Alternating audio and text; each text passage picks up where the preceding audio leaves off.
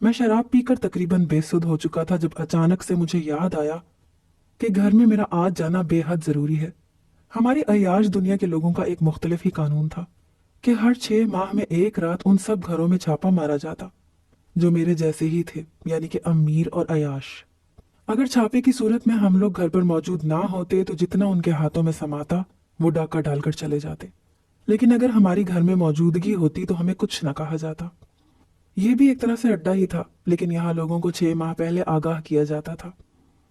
अगर उस रोज आप घर में ना हुए तो फिर अपने घर में ही तुम लोगों को सिवाय इमारत के कुछ भी पड़ा नहीं मिलेगा। सो जैसे ही मुझे ये बात याद आई मैं जल्दी से शराब खाने से बाहर निकला, मगर कदम बहुत डगमगा रहे थे और नशा भी सर पर चढ़कर बोल रहा था। मैं जैसे ही शराब के अड्डे से बाहर निकला मुझसे एक लड़की भागते हुए टकरा गई। चूंकि मैं भी नशे में था और खुद को बड़ी मुश्किल से संभाल कर चल रहा था, जिस पर लड़की के टकराने से नीचे गिर गया और खुद पर काबू न रख सका। मेरे नीचे गिरते ही वो लड़की हल्का सा चीखी और जल्दी से मेरे करीब पड़े फट्टे के नीचे छुपकर मुझसे कहने लगी, किसी को मत बताइएगा कि मैं यहाँ छुपी हूँ, वरना वो लोग मुझे पकड़ लेंगे। गिरने से मेरा कुछ कुछ नशा हिरन हो चुका था, मगर मैं अपने मुकम्मल हवासों में अभी भी नहीं आया था। तभी आंखें फाड़कर लड़की को देखने लगा, मगर वो फट्टे के नीचे मजीद आगे चली गई, यहाँ तक कि रात की तारीकी में वो दिखाई नहीं दे रही थी।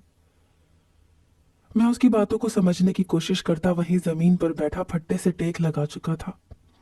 मैं बैठते ही दोबारा से गनूदगी में जाने लगा जब किसी ने झंझोड़ कर मेरे कंधों को हिलाया और मैं हड़बड़ा कर उठ बैठा।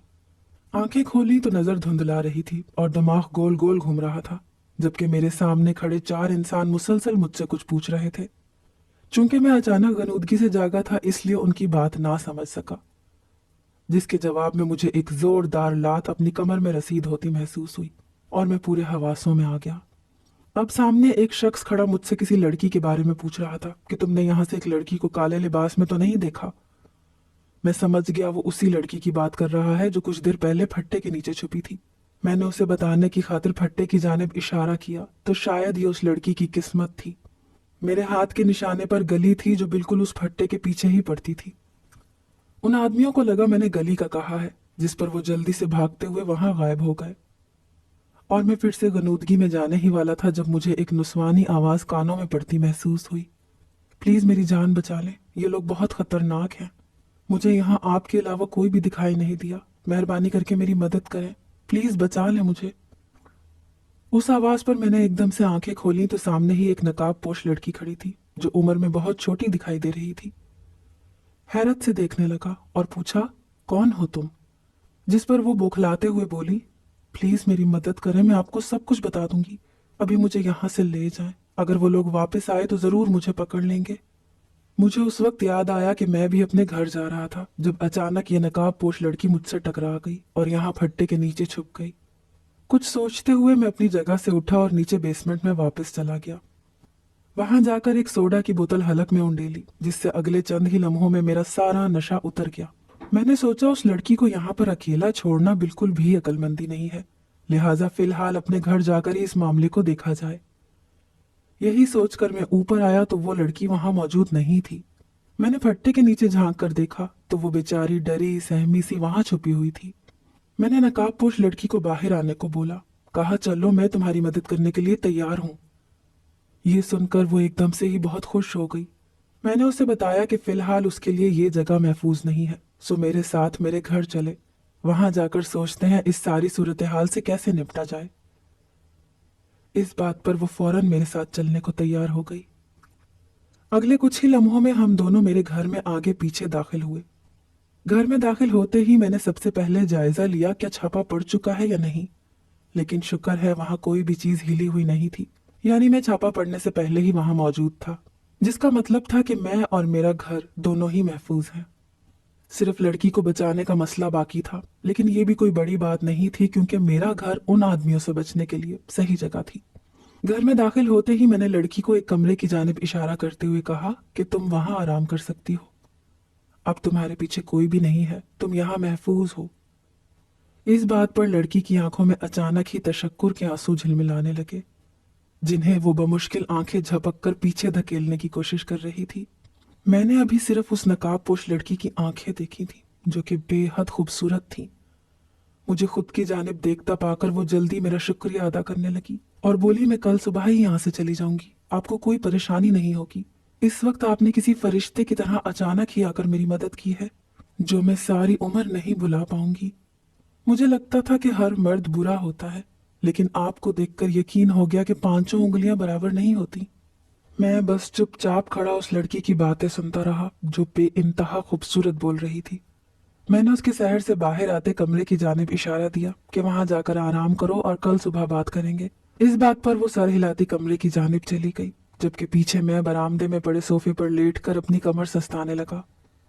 सबको लगता था कि शराब पीकर एक सुकून सा रगों में उतर जाता है, मगर मेरे लिए ये एक इंतहाई थका देने वाला अमल था, क्योंकि ये गुनाह भी मैंने अपनी जिंदगी के एक मोड़ को खत्म होते देखकर शुरू किया था।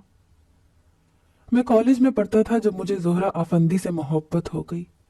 वो पूरे कॉलेज में बड़ी बेपरवाही से किसी शहजादी की मानिंद चला करती थी और बहुत से लड़कों को वो पसंद थी, मगर चूंकि वो बहुत ज्यादा अमीर थी इसलिए कोई भी उसके करीब जाने की जरूरत नहीं करता था।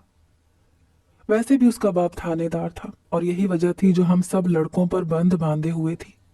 ऐसे ही एक रोज मैं ग्राउंड में बैठा कॉलेज की चहल पहल को देख रहा था जब मेरे करीब से जोहरा गुजरी।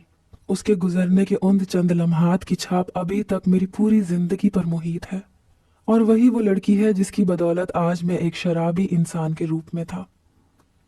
खैर, जोहरा के वहां से गुजरते ही मैं चौंक कर सीधा हुआ और फौरन से उठकर उसके रास्ते में आ गया। मुझे रास्ते में इस्तादा देखकर वो बिल्कुल भी नहीं घबराई। वैसे भी यही उससे मोहब्बत की असल वजह थी, वो आम लड़कियों की तरह नहीं थी। जी, कुछ कहना है आपको?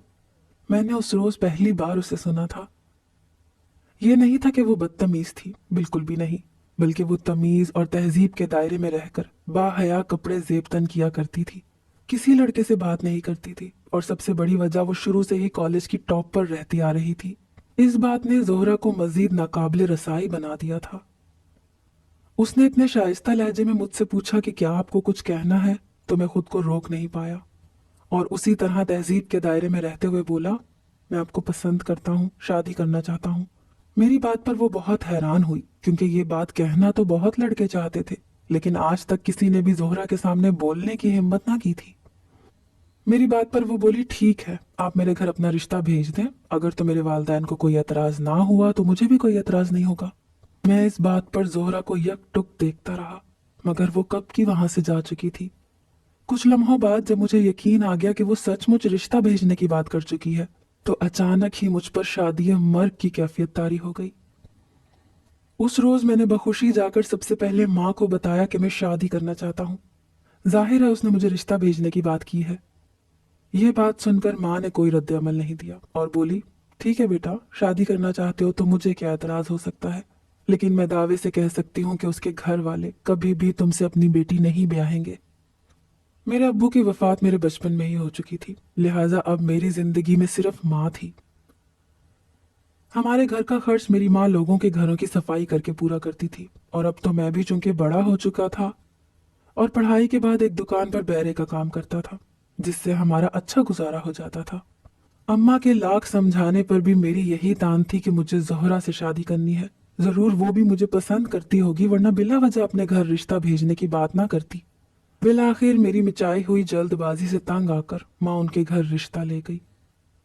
लेकिन वो दिन जिसका इख्तिताम मैंने निहायत खुशगवार सोचा हुआ था, बहुत बुरा था। जोहरा के वालिद ने माँ की बहुत बेइज्जती करते हुए इस रिश्ते से इनकार कर दिया। वैसे भी वो थानेदार थे, सब कुछ जूते की नोक पर रखकर बात करना पसंद करते थे। बस इसी जोम में उन्होंने माँ समेत उनका साथ ले जाया गया सामान भी सड़क पर फेंक दिया। उस रोज मुझे इल्म हुआ कि दर्द क्या होता है। मैं पूरी रात बेचैन रहा, बस किसी तरह सुबह हो जाने का इंतजार कर रहा था ताकि जाकर जोहरा से अपनी माँ की बेइज्जती का हिसाब ले सकूं।